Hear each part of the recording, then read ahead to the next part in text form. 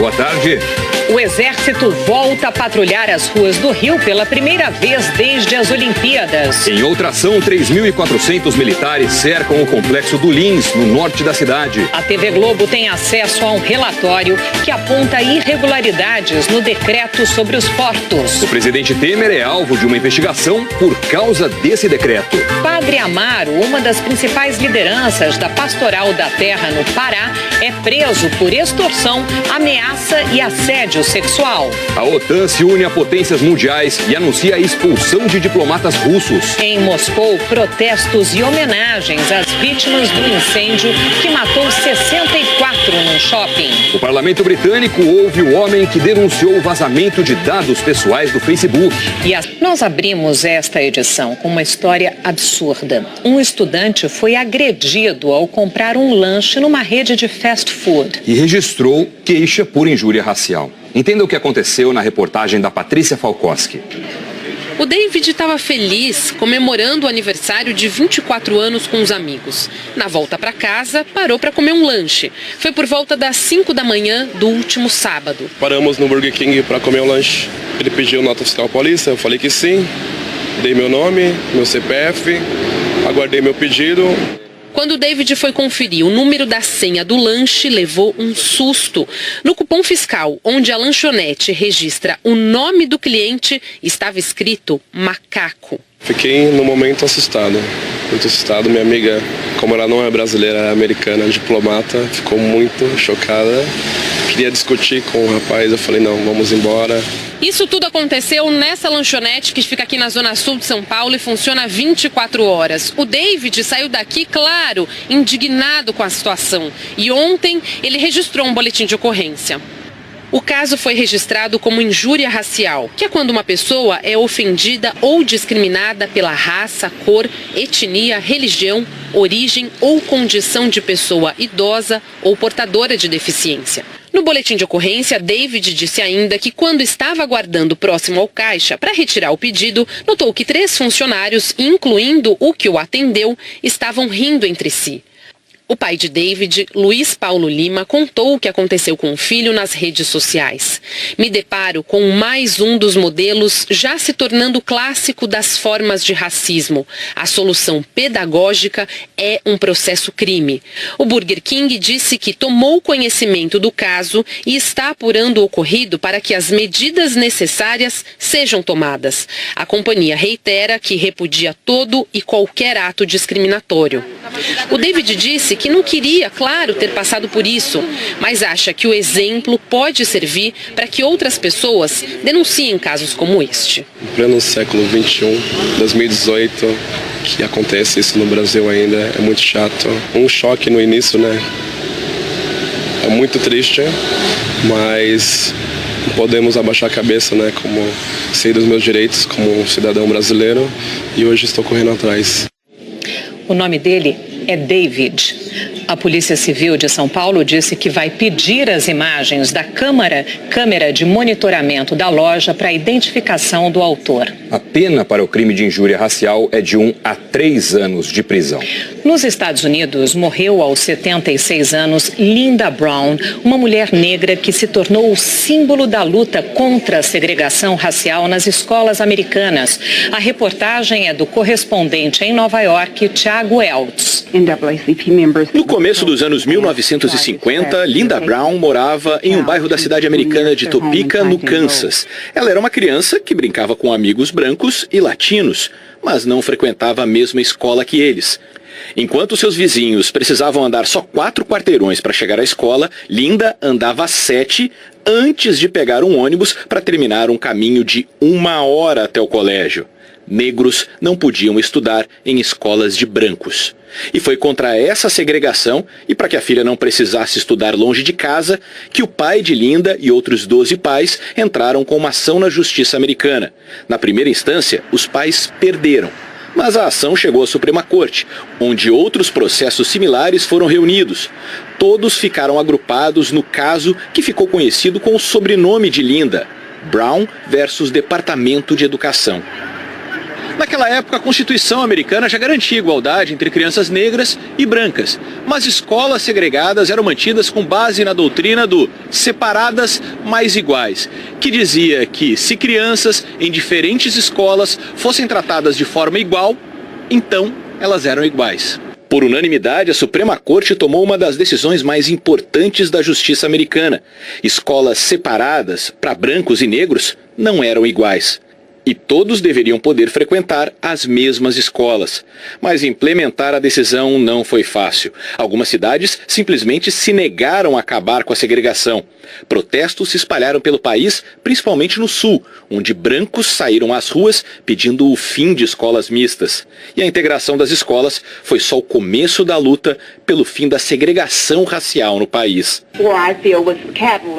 Linda falou algumas vezes sobre seu papel histórico, que ela considerava uma honra, mas também às vezes um aborrecimento. Em uma palestra, contou que quando era criança e soube da decisão, pensou apenas que finalmente as irmãs não precisariam caminhar tanto no inverno para ir para a escola.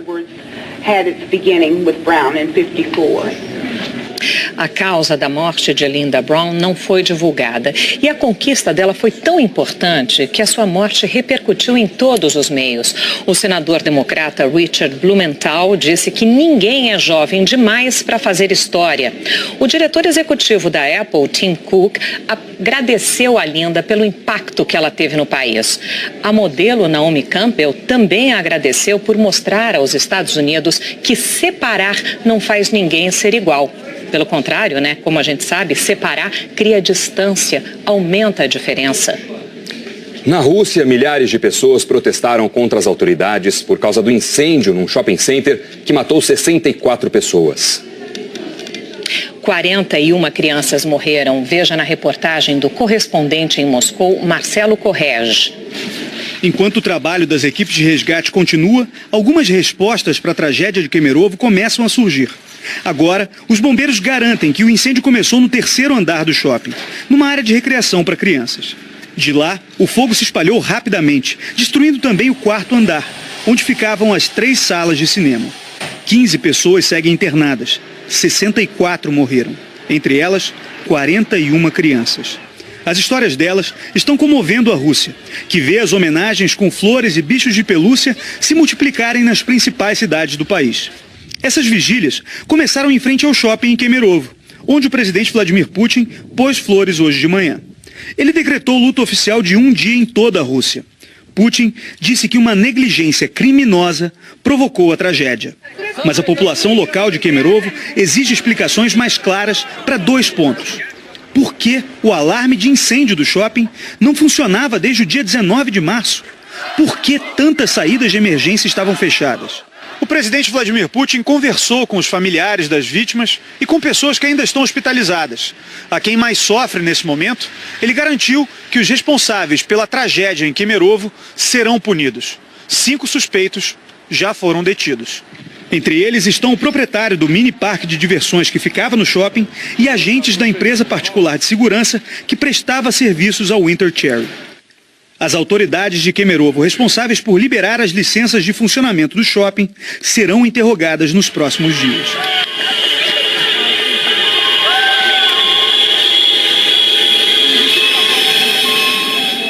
De volta ao Brasil, militares do Exército reforçaram a segurança hoje de manhã em ruas da Zona Sul do Rio de Janeiro e também no centro, depois de 40 dias do início da intervenção na cidade. Na Zona Norte, uma operação no complexo do Lins resultou na prisão de 9 pessoas. A reportagem é do Pedro Figueiredo.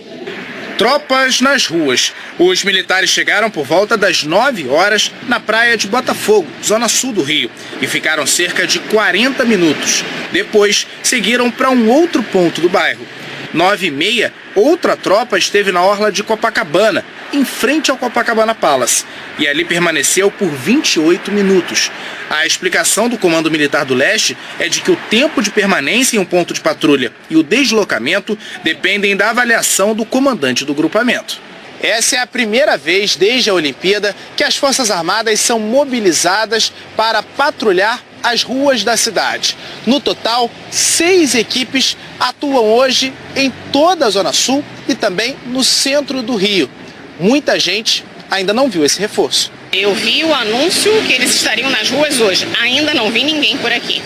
Desde o início do ano passado, os militares apoiam as polícias em operações pontuais, em comunidades, como a de hoje, no Complexo do Lins, na zona norte do Rio. 3.400 militares cercaram os acessos para impedir a fuga de criminosos, enquanto a Polícia Civil fazia buscas na região. A autoestrada Grajaú-Jacarepaguá, importante via de ligação entre as zonas norte e oeste da cidade, ficou fechada desde as 6h10 da manhã por causa da ação das forças de segurança para evitar que alguém fosse atingido por balas perdidas. O Complexo do Lins é um dos pontos usados por quadrilhas de roubo de cargas. No alto da comunidade, o Exército encontrou trilhos de trem usados como barreiras pelo tráfego. Foi preciso uma britadeira para retirar os ferros do chão. 9 pessoas foram presas.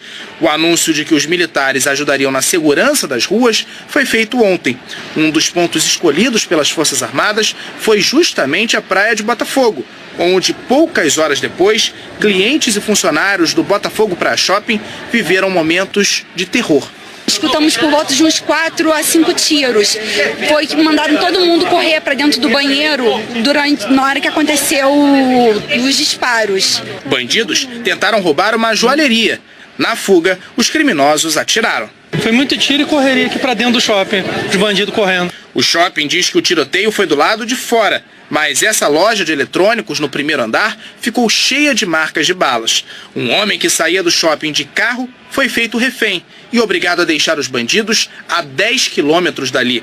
O shopping e as lojas fecharam as portas às pressas. Infelizmente, a gente vive em estado de pânico. Quem teve que passar pelo shopping hoje de manhã diz que mesmo com o reforço anunciado, a sensação de insegurança continua. Sinceramente, acho que não vai fazer diferença nenhuma. Eles chegam, ficam tipo meia horinha, amanhã você volta. Eles não estão mais presentes. A gente sempre se sente seguro quando a gente vê alguma autoridade, né? Mas assim, se vai fazer diferença ou não, a gente vai ver de fato nos próximos dias, então. A autoestrada Grajaú-Jacarepaguá, que liga as zonas norte e oeste do Rio, continua fechada.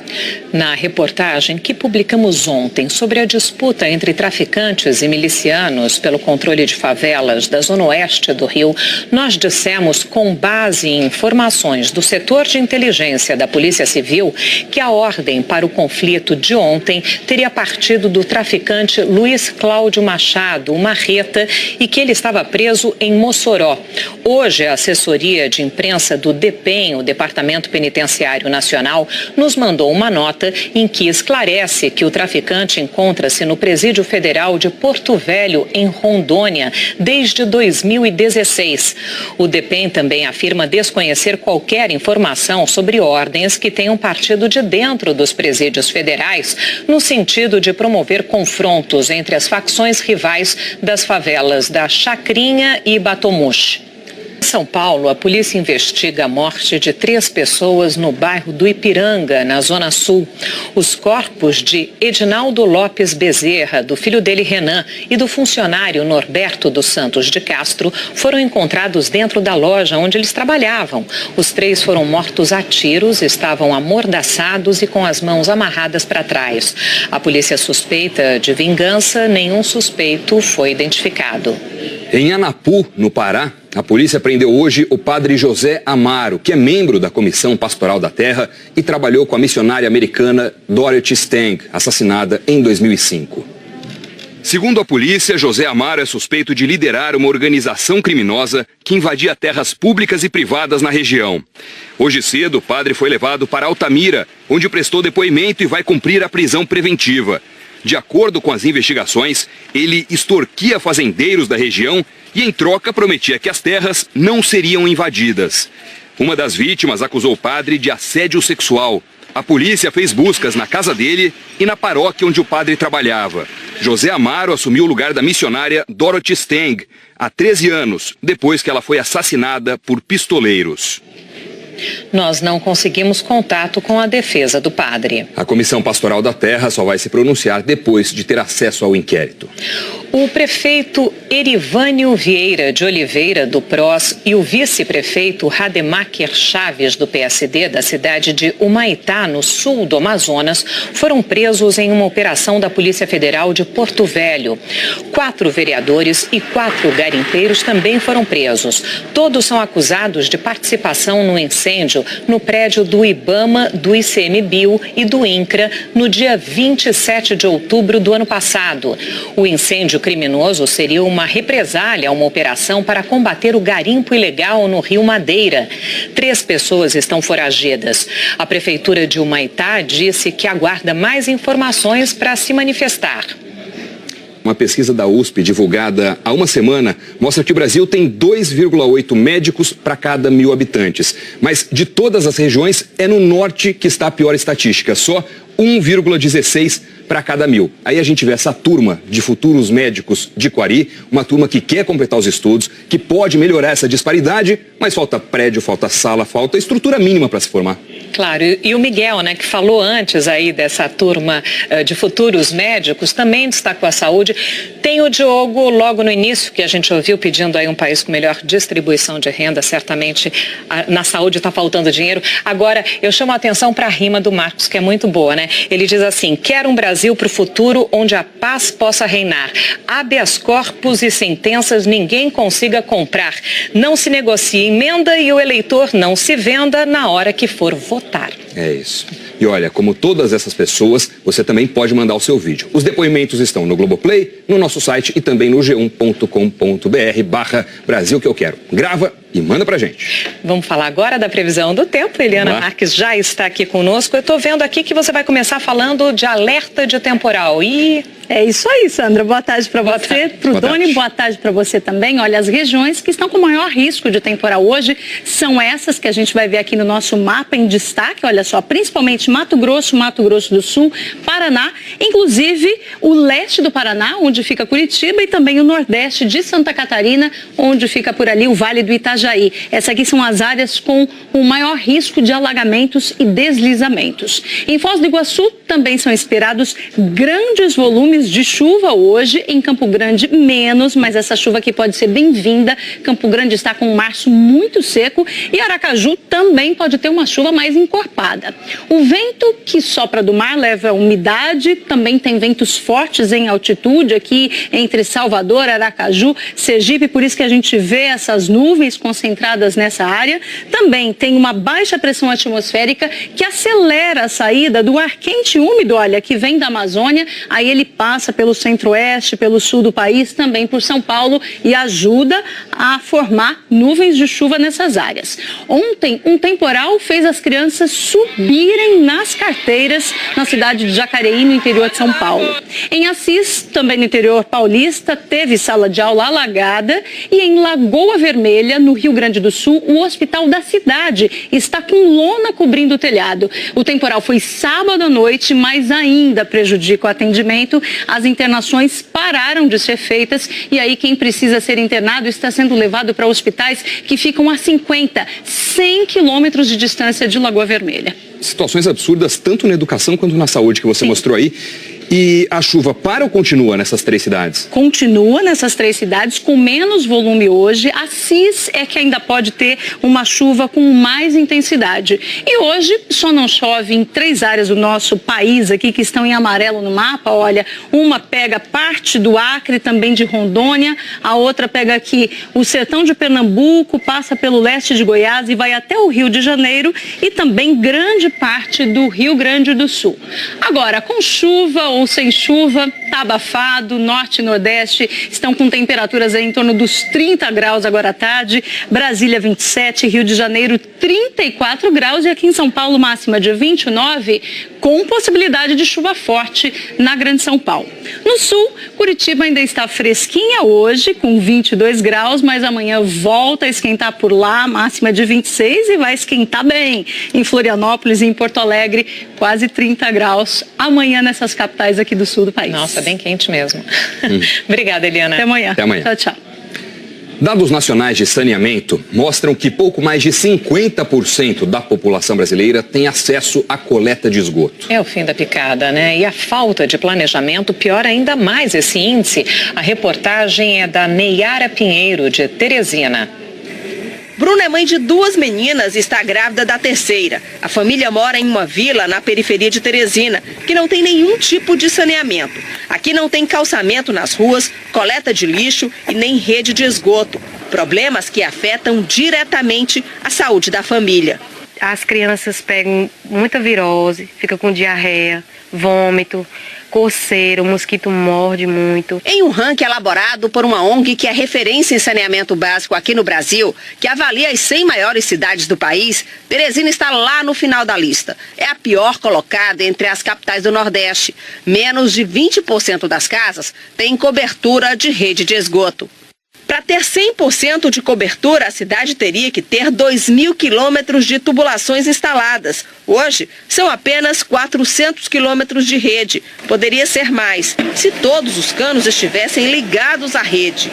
Quando o serviço de água e esgoto de Teresina passou a ser gerenciado por uma empresa privada, em julho do ano passado, a nova empresa começou a fazer um mapeamento da rede e já descobriu 150 quilômetros de canos de esgoto abandonados. São tubulações esquecidas que ligam nada a lugar nenhum. 150 quilômetros representam 37,5% de toda a rede instalada. E esse número ainda pode ser maior. A empresa ainda não concluiu todo o mapeamento da rede. A meta da empresa é identificar o mais rápido possível toda essa condição física e fazer todos os investimentos necessários para ativar rapidamente essa rede. Procurada pela nossa produção, a Gespisa, empresa pública do Piauí, que até julho do ano passado era responsável pelo saneamento em Teresina, não esclareceu o motivo da rede estar abandonada e nem quanto dinheiro foi investido na obra. Limitou-se a dizer em nota que não atende mais a capital e que todos os serviços de abastecimento de água e esgotamento sanitário são de responsabilidade da empresa Águas de Teresina. O saneamento básico em si é o começo de toda a saúde da população, né? Porque as pessoas precisam ter uma qualidade de vida. O Comitê de Política Monetária do Banco Central divulgou hoje a ata da última reunião. No documento, o Copom indicou que a taxa básica de juros pode cair ainda mais. Veja na reportagem da Gioconda Brasil. O que poderia ter sido um abacaxi foi a salvação na vida da Solange. Com o empréstimo de R$70 mil que ela pegou no banco no início do ano passado, deu para reformar o ponto e abrir o restaurante de comidas regionais, que está faturando bem. Sem o empréstimo, ia ficar mais difícil. Ia demorar, né? Então ia ficar mais caro, porque você tem que ficar pagando um aluguel enquanto você está reformando. Então poderia até me prejudicar. Né? Eu ia ter que esperar pelo movimento, né, para poder saber se eu ia conseguir, né? A linha de crédito que a Solange pegou já foi com juros mais baixos, consequência da trajetória de queda da taxa Selic, que começou em outubro de 2016. Desde que o regime de metas de inflação foi criado há 19 anos, a Selic não era tão baixa. A última redução foi anunciada semana passada pelo Banco Central. A Selic caiu para 6,5% ao ano, uma mínima histórica. O Banco Central indicou que a Selic deve sofrer mais um corte em maio. A partir daí, a taxa deve encerrar o ciclo de queda. Os juros no Brasil continuam altos se comparados a países do primeiro mundo. Mas a redução tem sido possível porque a inflação está em baixa. Esses dois fatores juntos têm provocado uma mudança importante no cenário econômico. Com os juros mais baixos, o setor produtivo ganha mais fôlego que o financeiro, porque o crédito fica mais atrativo. De acordo com este consultor financeiro, os juros baixos se tornam um incentivo para investimentos mais tradicionais, como reformas, compra de máquinas. Com taxas de juros mais baixas, o empresário, quem está a fim de produzir, pode conseguir empréstimos a juros mais baixos. E aí a produção fica mais barata. Quem tem investido no mercado financeiro está mais preocupado, principalmente quem colocou dinheiro em fundos de renda fixa atrelados ao chamado CDI, índice que representa as taxas médias de negociação entre os bancos, fortemente influenciados pela Selic e sobre os quais ainda incide imposto de renda. Uma pesquisa mostra que, em alguns casos, esses fundos perderam até para a poupança nos últimos 12 meses. Para não perder dinheiro, é preciso investir na informação. Aprender mais sobre educação financeira para poder fazer melhores negócios e aproveitar e entender, né, as mudanças no mercado.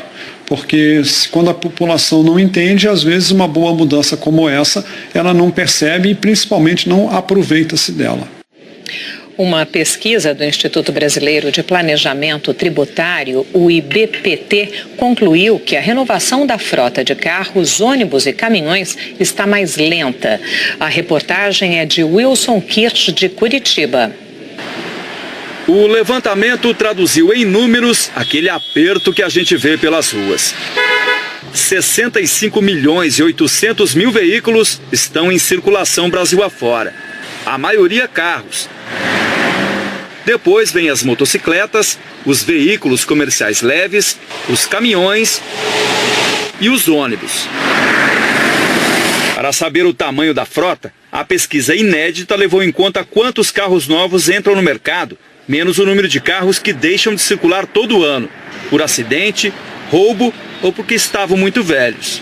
O estado mais populoso também tem a maior frota. De cada 3 veículos no Brasil, 1 roda em São Paulo. Em seguida vem Minas Gerais e Paraná. Mas o estudo também mostra que houve queda no ritmo de renovação da frota. Ela começou em alta velocidade anos atrás, mas foi desacelerando e quase parou. Em 2011 entrou bem mais carros na frota brasileira do que saiu, ganho de 4 milhões de veículos. O número foi diminuindo e em 2016 teve seu pior ano. Em 2017 a renovação voltou a crescer, mas pouco. Essa queda se dá principalmente por causa da nossa crise econômica, né? Menos veículos em circulação, por causa da menos produção e menos comercialização. Esse é um fator maior. Aí temos outros fatores também, que é o aumento dos roubos. Nós temos também aqueles veículos sinistrados, que aumentaram muito os sinistros de veículos por causa de acidentes. Perda total? Perda total. A renovação depende principalmente da indústria automobilística, que nos últimos 2 meses teve aumento nas vendas, em comparação com o mesmo período do ano passado. Mas o que é bom para a economia, geralmente é ruim para o trânsito. Por um lado, você tem um benefício social de geração de emprego, arrecadação de impostos, mas por outro lado, isso vai um pouco contra a qualquer conceito que envolve mobilidade urbana. Bom, e o brasileiro acaba tendo que se adaptar também, Sandra, à conjuntura econômica, né? No ano passado, por exemplo, o que cresceu foi a venda de carros usados e de um grupo particular, o dos carros que tinham 9 ou mais anos de uso, portanto os mais velhinhos. Você não consegue comprar um novo, vai e compra um usado. Quase um antigo. Quase mesmo, um antigo. Né? Não é tão... 27% de crescimento nos carros com 9 a 12 anos de uso. Como disse o Wilson Kirsch, está quase parando, né? Desde que não engate ré, está tudo bem. A seguir, um relatório do Tribunal de Contas da União aponta irregularidades no decreto sobre os portos assinado pelo presidente Temer. E o parlamento britânico ouve o autor das denúncias de vazamento de dados pessoais do Facebook. A gente volta já. Facebook, Mark Zuckerberg, não aceitou o convite do parlamento britânico para dar explicações sobre o roubo de dados dos usuários da rede social. Hoje, quem está sendo questionado pelos parlamentares é o autor das denúncias. A reportagem é da correspondente Cecília Malan. Os parlamentares não gostaram da mensagem. O Facebook informou que no lugar de Zuckerberg vai mandar um de seus altos executivos. Chris Cox, chefe de produtos, é quem terá que se explicar à Comissão Britânica que investiga a divulgação de notícias falsas e o roubo de informações na internet. O parlamento vai ouvir depois da Páscoa o que o executivo tem a dizer, mas avisou que mantém a intenção de questionar também o presidente da empresa. Hoje, quem encarou as perguntas dos parlamentares aqui foi o homem que denunciou o caso. Christopher Wiley acusou a consultoria em que trabalhava, a Cambridge Analytica, de usar uma pesquisa no Facebook para acessar, sem autorização, os dados de 50 milhões de usuários. As informações teriam sido usadas para influenciar americanos a votarem no então candidato republicano Donald Trump em 2016. Wiley falou hoje que uma empresa canadense, a Aggregate IQ, desenvolveu um programa para identificar eleitores republicanos com base nos dados roubados. Uma afirmação que a empresa já havia negado. No fim de semana, o Facebook comprou anúncios em jornais para se desculpar com os usuários pela quebra de confiança. Mark Zuckerberg admitiu que poderia ter feito mais para proteger os dados das pessoas. Agora há pouco, a rede americana CNN divulgou que fontes no Facebook confirmaram que Mark Zuckerberg vai testemunhar no Congresso americano em algumas semanas. O senador Charles Grassley, presidente do Comitê Legislativo do Senado, havia convidado Zuckerberg para depor em uma audiência no dia 10 de abril.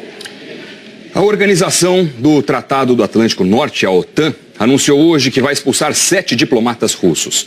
A decisão é mais uma resposta ao envenenamento de um ex-espião russo no Reino Unido há quase um mês. O ministro das Relações Exteriores da Rússia, Sergei Lavrov, acusou os Estados Unidos de pressionar outros países a expulsar diplomatas russos. 143 foram expulsos entre ontem e hoje por 26 países. Sergei Lavrov disse que o país não vai tolerar um comportamento anti-russo. Em Brasília, o Partido Republicano Brasileiro lançou hoje a pré-candidatura do empresário Flávio Rocha à presidência da República, que na mesma solenidade se filiou ao PRB. Flávio Rocha disse que pretende ser um contraponto ao que chamou de degradação política brasileira.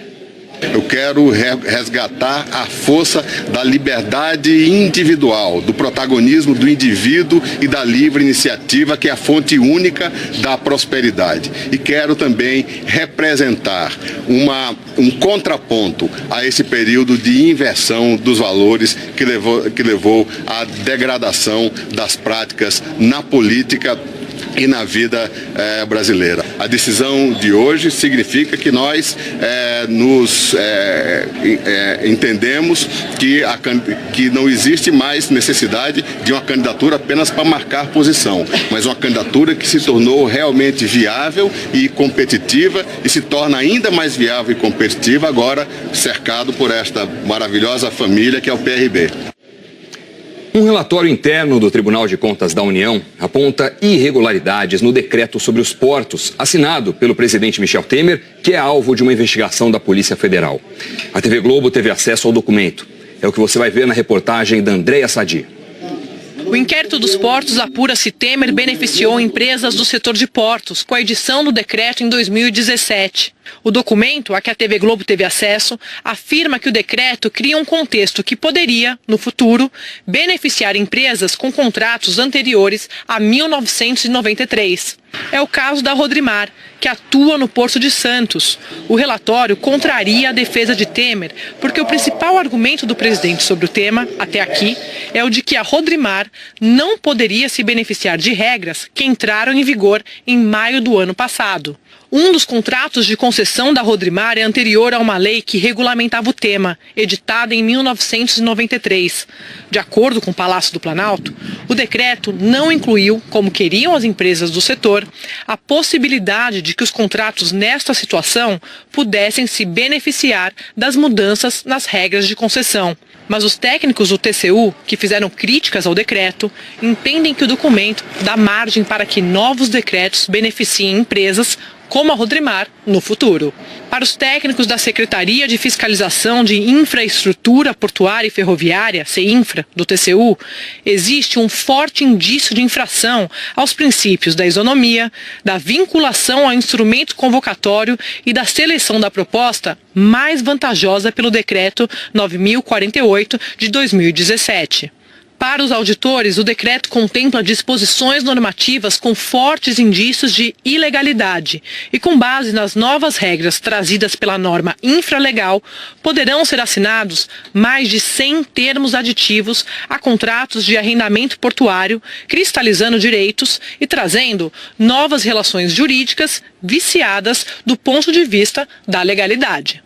As conclusões fazem parte de um pedido feito em novembro do ano passado para que o TCU determinasse a suspensão de todos os processos que envolvessem as regras alteradas pelo decreto. O ministro Bruno Dantas, relator do caso no TCU, negou o pedido da CEINFRA, porque o governo enviou ofícios se comprometendo a não dar andamento aos processos, enquanto o TCU não analisasse o caso.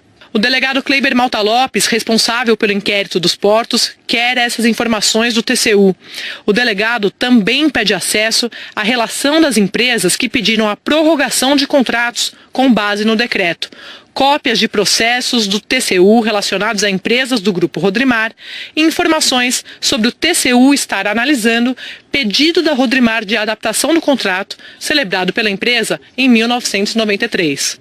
A investigação no TCU ganhou reforço de uma secretaria do Tribunal de Combate à Corrupção, que faz a articulação com a Polícia Federal e com o Ministério Público Federal. Hoje, os auditores trabalham em uma linha de investigação, a de que o decreto extrapola o que a lei diz para beneficiar empresas que administram portos. Mas há uma segunda linha de investigação em análise. Os auditores vão apurar se houve uma ação concertada de integrantes do Planalto na edição do decreto. Isso criaria um segundo furo no decreto, desvio de finalidade. Os auditores ainda avaliam pedir ao ministro Bruno Dantas, relator do caso, que peça ao Supremo o compartilhamento de informações do inquérito dos portos. Nós entramos em contato com o Palácio do Planalto, mas a resposta veio do Ministério dos Transportes, que disse que o texto impede a possibilidade de adaptação aos contratos anteriores ao decreto, o que torna claro, segundo o Ministério, que a Rodrimar não pode se beneficiar dele. O ministro Bruno Dantas, do TCU, e a Rodrimar não quiseram se manifestar. O Jornal Hoje termina aqui. Você acompanha outras notícias no Jornal Nacional. Uma boa tarde e até amanhã. Tchau. Só para lembrar, a Globo transmite o jogaço em 15:45. Uma ótima tarde para você. Amanhã a gente se vê. Significa que nós entendemos que não existe mais necessidade de uma candidatura apenas para marcar posição, mas uma candidatura que se tornou realmente viável e competitiva e se torna ainda mais viável e competitiva agora cercado por esta maravilhosa família que é o PRB.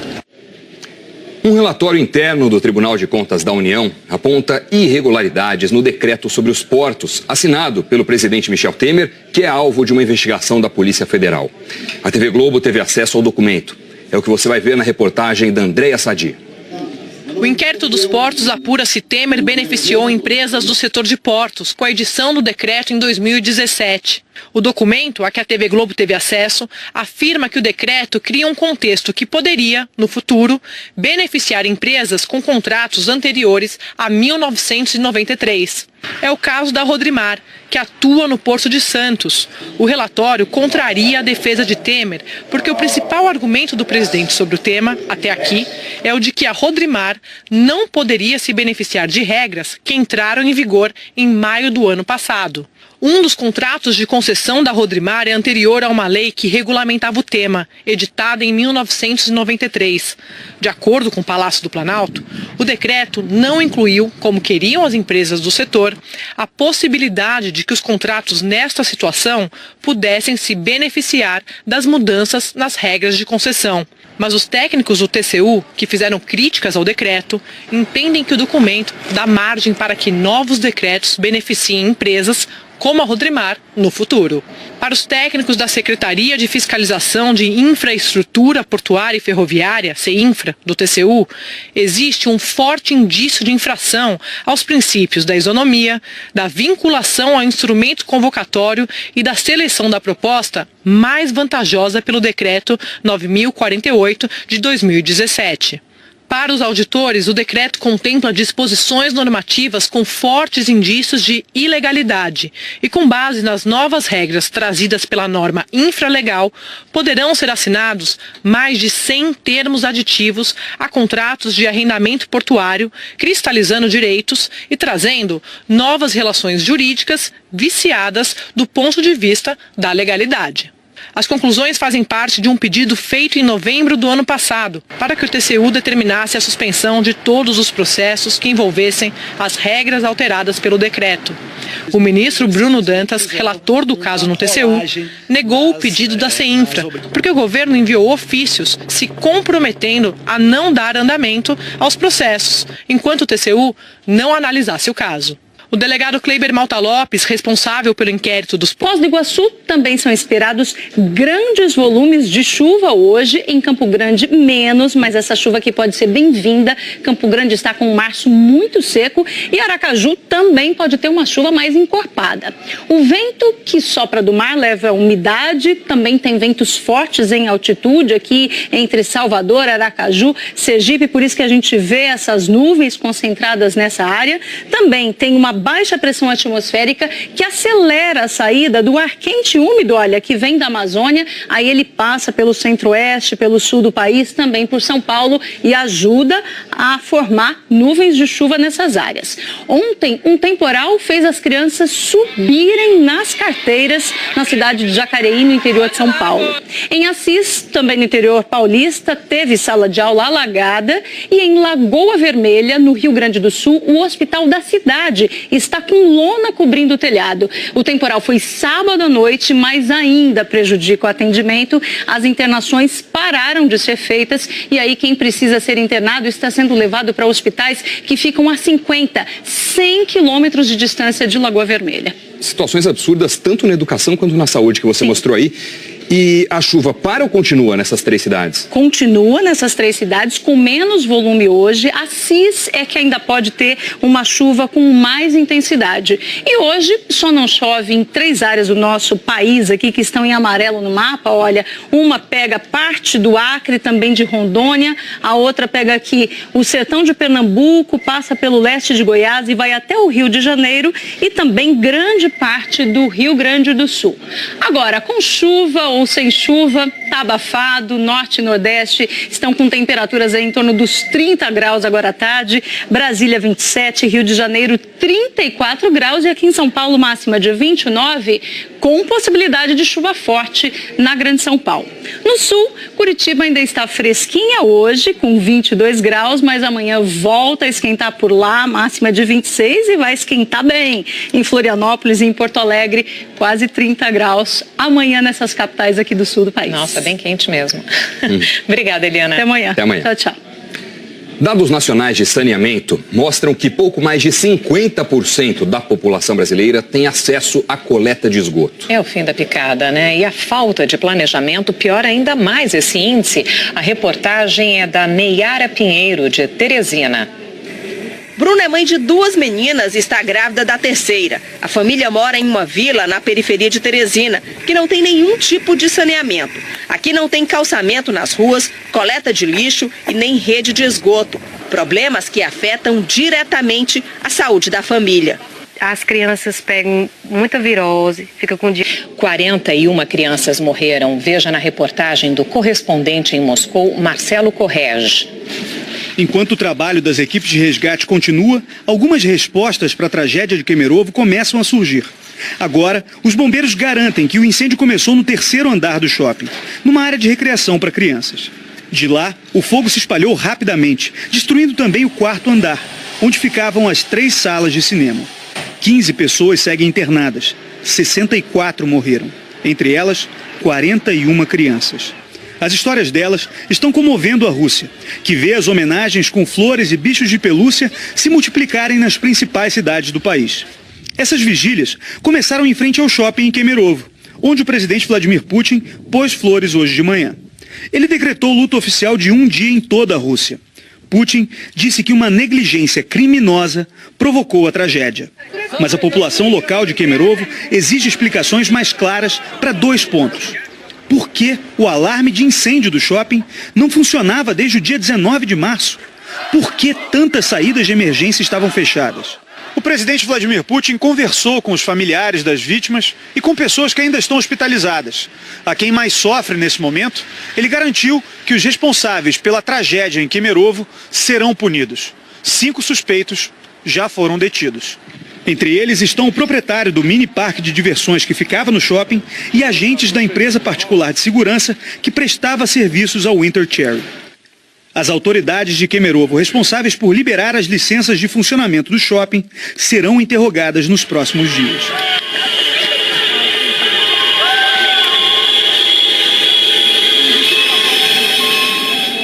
De volta ao Brasil, militares do Exército reforçaram a segurança hoje de manhã em ruas da Zona Sul do Rio de Janeiro e também no centro, depois de 40 dias do início da intervenção na cidade. Na Zona Norte, uma operação no complexo do Lins resultou na prisão de 9 pessoas. A reportagem é do Pedro Figueiredo.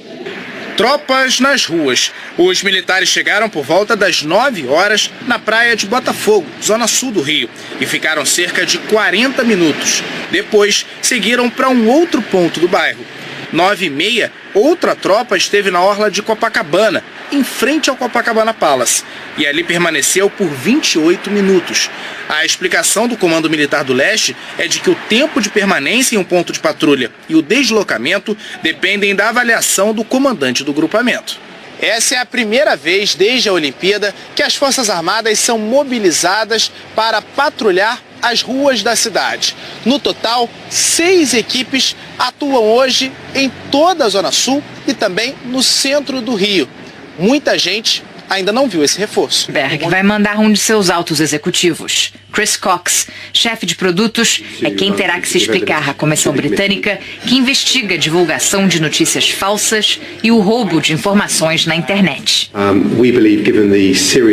O parlamento vai ouvir depois da Páscoa o que o executivo tem a dizer, mas avisou que mantém a intenção de questionar também o presidente da empresa. Hoje, quem encarou as perguntas dos parlamentares aqui foi o homem que denunciou o caso. Christopher Wylie acusou a consultoria em que trabalhava, a Cambridge Analytica, de usar uma pesquisa no Facebook para acessar, sem autorização, os dados de 50 milhões de usuários. As informações teriam sido usadas para influenciar americanos a votarem no então candidato republicano Donald Trump em 2016.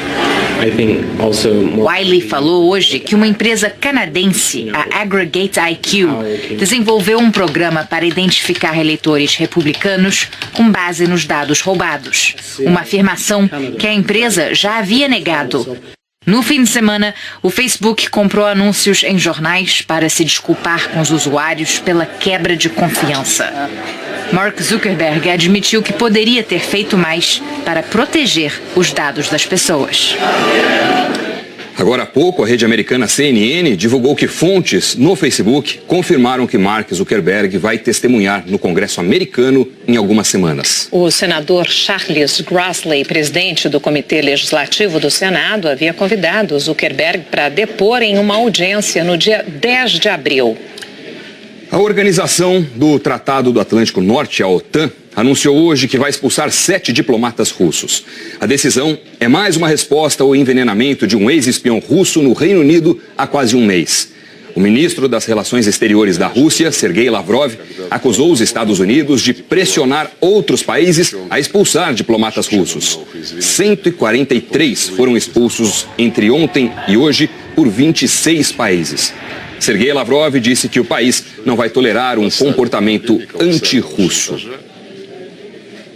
Em Brasília, o Partido Republicano Brasileiro lançou hoje a pré-candidatura do empresário Flávio Rocha à presidência da República, que na mesma solenidade se filiou ao PRB. Flávio Rocha disse que pretende ser um contraponto ao que chamou de degradação política brasileira. Eu quero resgatar a força da liberdade individual, do protagonismo do indivíduo e da livre iniciativa, que é a fonte única da prosperidade. E quero também representar um contraponto a esse período de inversão dos valores na política e na vida brasileira. A decisão de hoje significa que nós entendemos que não existe mais necessidade de uma candidatura apenas para marcar posição, mas uma candidatura que se tornou realmente viável e competitiva e se torna ainda mais viável e competitiva agora cercado por esta maravilhosa família que é o PRB. Um relatório interno do Tribunal de Contas da União aponta irregularidades no decreto sobre os portos, assinado pelo presidente Michel Temer, que é alvo de uma investigação da Polícia Federal. A TV Globo teve acesso ao documento. É o que você vai ver na reportagem da Andréia Sadi.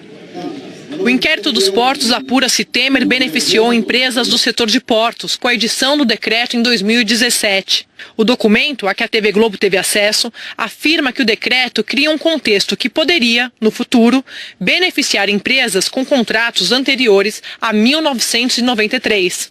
É o caso da Rodrimar, que atua no Porto de Santos. O relatório contraria a defesa de Temer, porque o principal argumento do presidente sobre o tema, até aqui, é o de que a Rodrimar não poderia se beneficiar de regras que entraram em vigor em maio do ano passado. Um dos contratos de concessão da Rodrimar é anterior a uma lei que regulamentava o tema, editada em 1993. De acordo com o Palácio do Planalto, o decreto não incluiu, como queriam as empresas do setor, a possibilidade de que os contratos nesta situação pudessem se beneficiar das mudanças nas regras de concessão. Mas os técnicos do TCU, que fizeram críticas ao decreto, entendem que o documento dá margem para que novos decretos beneficiem empresas como a Rodrimar no futuro. Para os técnicos da Secretaria de Fiscalização de Infraestrutura Portuária e Ferroviária, CEINFRA, do TCU, existe um forte indício de infração aos princípios da isonomia, da vinculação ao instrumento convocatório e da seleção da proposta mais vantajosa pelo Decreto 9.048 de 2017. Para os auditores, o decreto contempla disposições normativas com fortes indícios de ilegalidade e, com base nas novas regras trazidas pela norma infralegal, poderão ser assinados mais de 100 termos aditivos a contratos de arrendamento portuário, cristalizando direitos e trazendo novas relações jurídicas viciadas do ponto de vista da legalidade. As conclusões fazem parte de um pedido feito em novembro do ano passado, para que o TCU determinasse a suspensão de todos os processos que envolvessem as regras alteradas pelo decreto. O ministro Bruno Dantas, relator do caso no TCU, negou o pedido da CEINFRA, porque o governo enviou ofícios se comprometendo a não dar andamento aos processos, enquanto o TCU... Na zona norte do Rio, 3.400 militares cercaram os acessos para impedir a fuga de criminosos enquanto a Polícia Civil fazia buscas na região. A autoestrada Grajaú-Jacarepaguá, importante via de ligação entre as zonas norte e oeste da cidade, ficou fechada desde as 6h10 da manhã por causa da ação das forças de segurança para evitar que alguém fosse atingido por balas perdidas.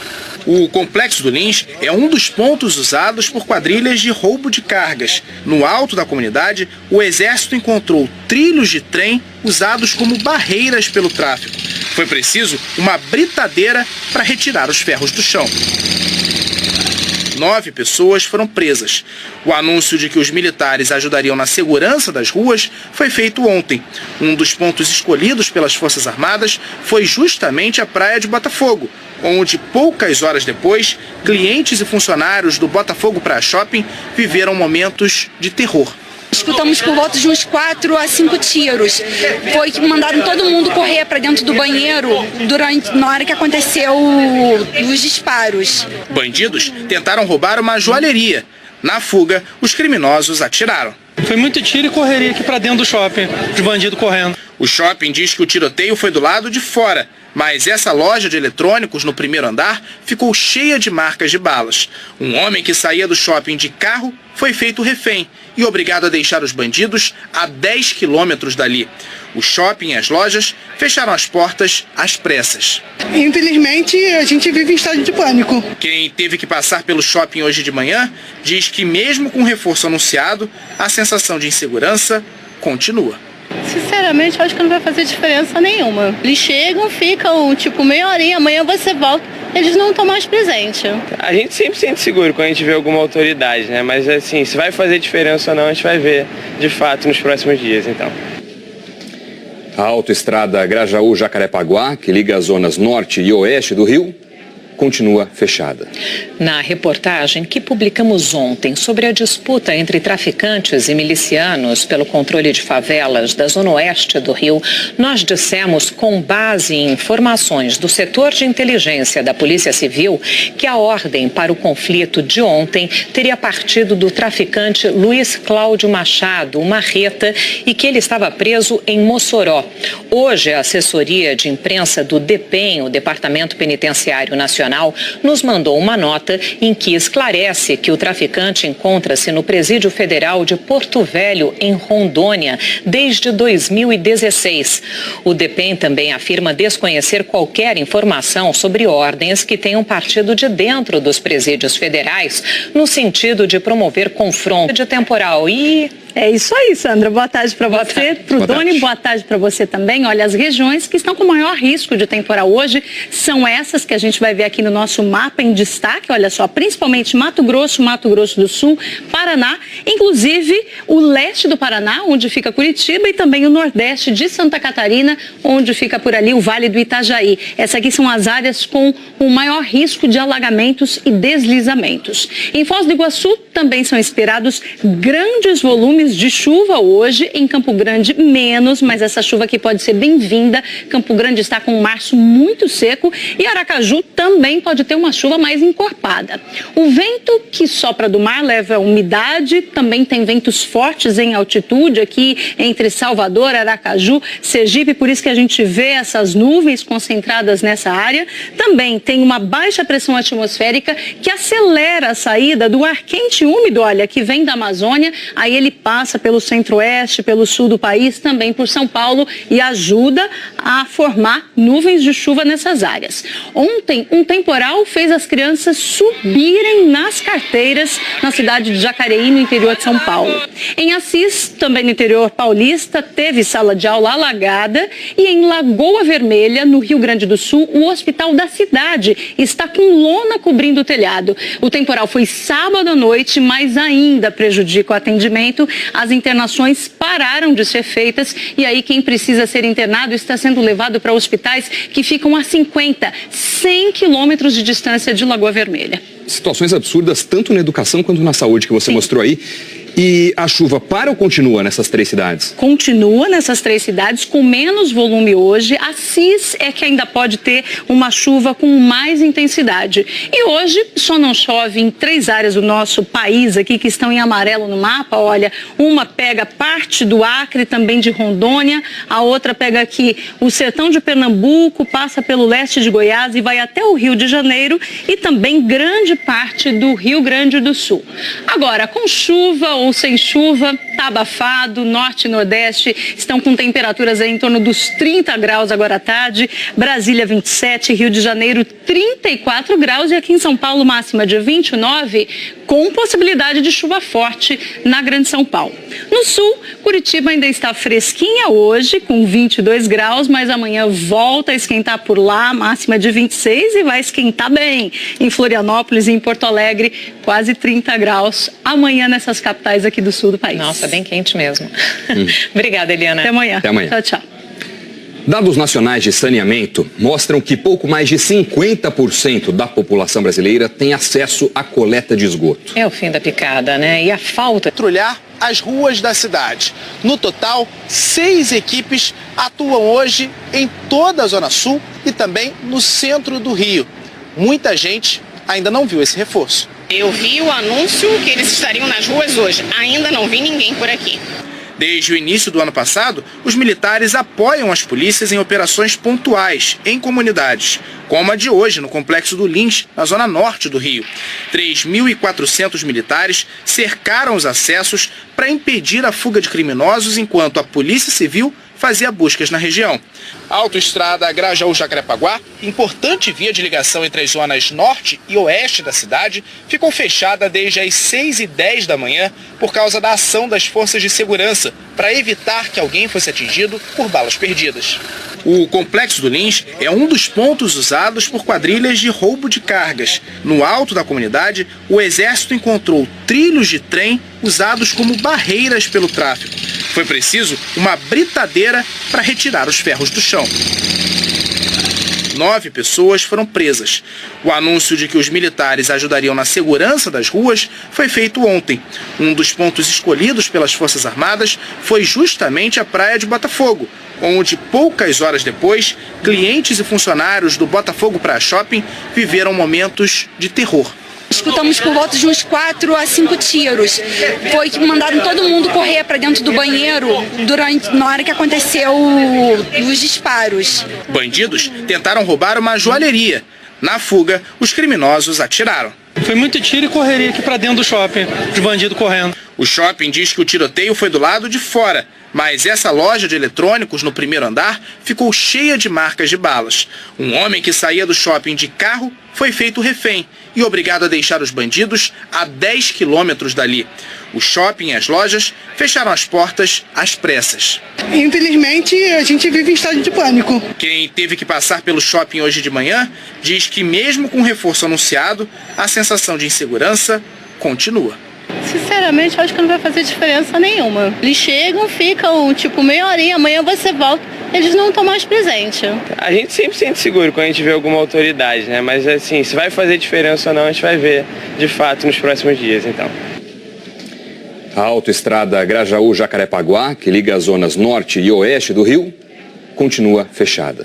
Na reportagem que publicamos ontem sobre a disputa entre traficantes e milicianos pelo controle de favelas da zona oeste do Rio, nós dissemos, com base em informações do setor de inteligência da Polícia Civil, que a ordem para o conflito de ontem teria partido do traficante Luiz Cláudio Machado, o Marreta, e que ele estava preso em Mossoró.